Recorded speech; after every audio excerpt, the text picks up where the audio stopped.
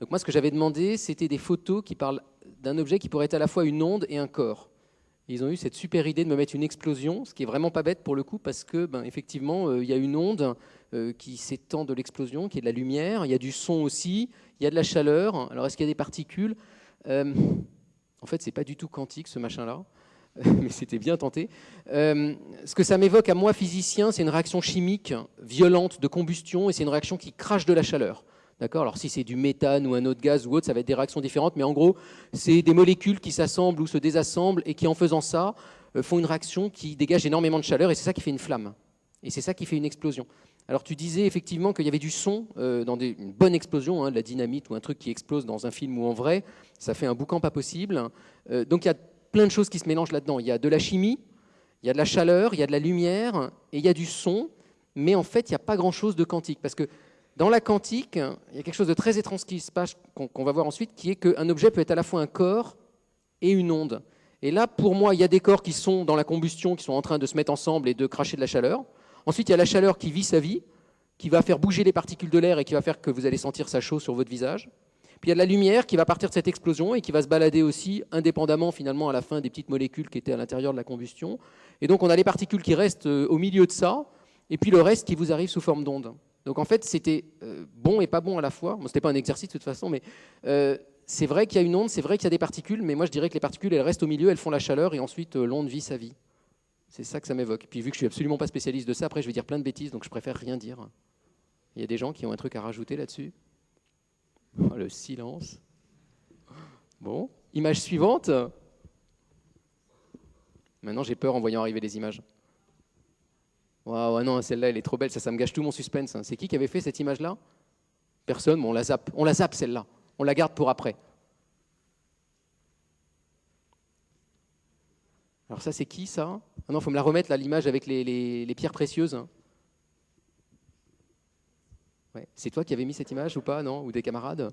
Oui, ensemble. Mais tout près de micro. Ensemble, on l'a fait. Oui. D'accord. Et alors pourquoi vous m'avez mis des diamants là ou des pierres précieuses? En fait, parce que ça représente les choses de notre quotidien. Et on se demandait, on espère, des choses qu'on pourrait voir. Et on se demandait s'il n'y avait pas de la physique quantique dans notre quotidien. Et par exemple, pour le rubis, pourquoi est-ce qu'il est rouge, par exemple? Ouais, ça c'est une bonne question. Là, on sent qu'ils ont potassé ou qu'ils ont cherché parce que ça vient pas spontanément d'aller prendre une pierre précieuse. Là c'est une super bonne remarque. Donc là, ce qu'on voit, c'est des rubis, d'accord? Et le rubis, c'est un truc rouge là. Normalement, ça devrait être transparent le rubis, parce que ce qui compose le rubis, c'est de l'alumine, c'est à base d'aluminium et d'oxygène, et ça devrait être transparent comme un diamant. Et le rubis, on sait que c'est rouge, c'est ça qui fait qu'il est super joli. Ce qui fait qu'un rubis est rouge, c'est la physique quantique. Alors en fait, je vais te faire l'explication, mais on va rien y comprendre, mais je vous la fais façon physicien. Donc ce qui fait le rouge d'un rubis, c'est que dans le rubis, en plus de l'alumine, il y a quelques atomes de chrome. D'accord ? Très très peu, quelques-uns. Et chaque atome de chrome se comporte comme une espèce de petite boîte quantique. Quand la lumière arrive sur cette boîte quantique, elle est piégée par la boîte, mais seulement la lumière bleue. Et donc la lumière qui n'est pas bleue, c'est-à-dire le reste, la lumière rouge, elle revient à votre œil. Et donc ce que vous voyez en fait, quand vous regardez un rubis rouge, la prochaine fois que vous verrez une pierre précieuse, soyez émerveillés en vous disant, en fait, c'est une manifestation directe de boîte quantique qui bouffe du bleu et qui me renvoie du rouge. Ce qu'il y a de marrant, c'est qu'en fait, on ne comprenait absolument pas la couleur du rubis avant la physique quantique du XXe siècle. On se disait pourquoi c'est rouge et pas transparent, on n'en avait aucune idée. Donc là, c'est très malin comme photo, mais ça ne répondait pas du tout à ma question qui était avoir à la fois une onde et un corps. C'est trop intelligent en fait comme photo. Mais merci. Photo suivante. Alors qui a proposé ça? Donc là, on a un avion qui franchit le mur du son. Donc nous, en fait, on se posait la question. On voit qu'il y a une onde de choc. Et cette onde de choc-là, c'est particule ou onde? Donc je vais laisser mon camarade finir de poser la question. Tu avais déjà bien commencé. C'est en fait, lors du phénomène du mur du son, est-ce que c'est corpusculaire ou ondulatoire? C'est les deux, mais pas en même temps. Enfin, si en même temps, mais... Alors, qu'est-ce qui se passe dans le mur du son? Vous connaissez tous le mur du son, hein. Il y a un avion bien péchu qui arrive dans l'air, et au moment où il passe, bang! Vous avez un mur franchi, comme si l'avion se prenait un mur. Vous avez tous entendu ça, j'imagine. La raison à ça, c'est que l'avion, s'il va plus vite que le son qu'il envoie autour de lui, le son a une certaine vitesse, 300 mètres par seconde, vous ne m'entendez pas instantanément. Quand un avion avance, il crache du son autour de lui, n'importe quel avion, Mais si l'avion a la mauvaise idée d'aller plus vite que le son qu'il envoie autour de lui, le son il s'accumule en quelque sorte avec l'avion, un peu comme un bateau qui irait trop vite. Vous savez, il y a toujours des vagues qui s'accumulent à l'avant du bateau. Ben, c'est un peu la même chose qui va se passer. Donc ça va faire une espèce d'amas de son accroché à l'avion qui n'arrive pas à se dégager de l'avion parce que ça va trop vite. Et donc ça va créer une espèce d'endroit dans l'air un peu bizarre où tout le son se condense. Je le dis vraiment mal, mais en gros. Alors les preuves, vous n'écoutez pas ce que je raconte. Et donc quand l'avion passe, vous entendez bang, parce que vous entendez cette espèce de paquet de sons arriver très intense. On le voit bien, vous avez vu, il forme un nuage parce qu'il y a plein d'effets dans l'atmosphère à cet endroit-là.